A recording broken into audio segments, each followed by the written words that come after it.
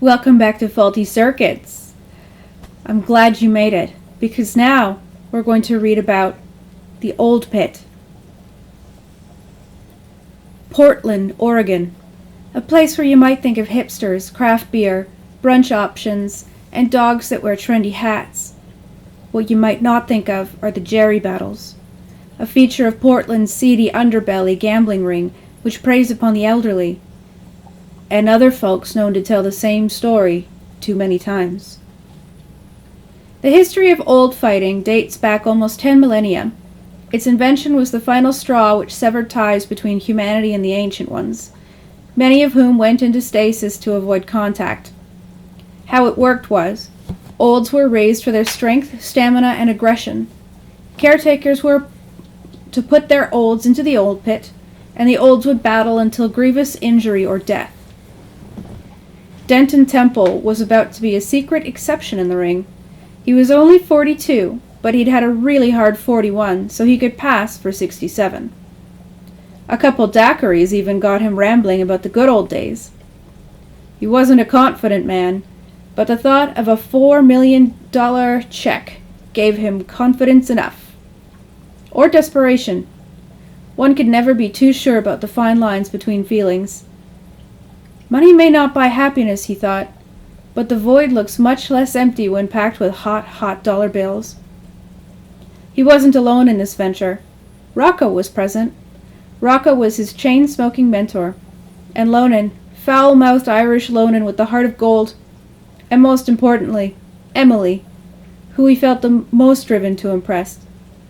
Darling Emily, an all-American sweetheart from Pennsylvania.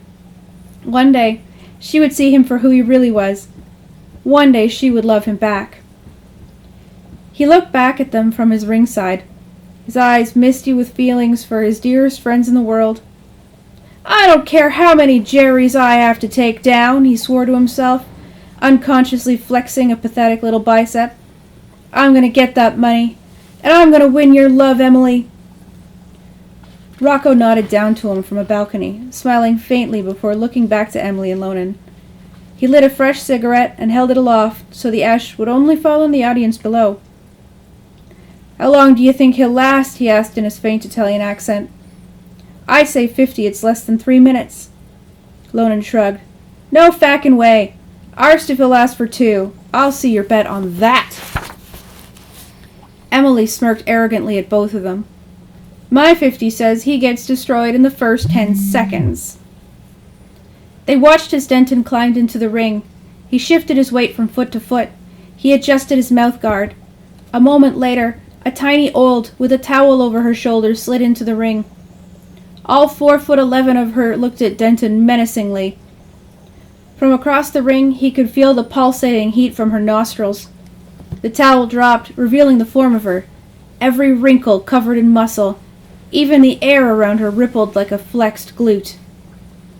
The ding of the bell heaved Denton into action. He flew at the tiny figure with all his courage, only to find himself floored instantly by a bullet skull to the solar plexus. Within moments it was over. The legs of a miniature 70-year-old were wrapped around his neck as she punched him repeatedly in the face. Her fists kept hard by juicing calcium daily. Emily's smug grin grew wider as her fingers unrolled to collect her winnings. The two men grudgingly complied.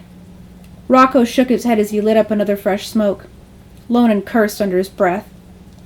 Denton stared up at an extremely blurry Mrs. Ryder, who continued to punch him even though the match had just been called. A tear escaped his swelling eye, filled with the shame that Emily had watched him fail. She was so sweet, she wouldn't think less of him. But how could he really feel like he deserved her affections now? Surrey Ryder stood on his chest and spat at him, raising one arm in victory. Forgive me, Emily, he prayed silently, struggling to breathe. I think I'm falling in love with someone new.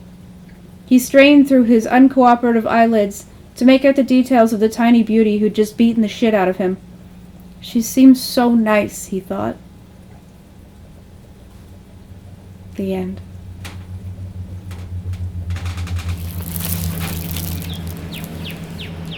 See you next time.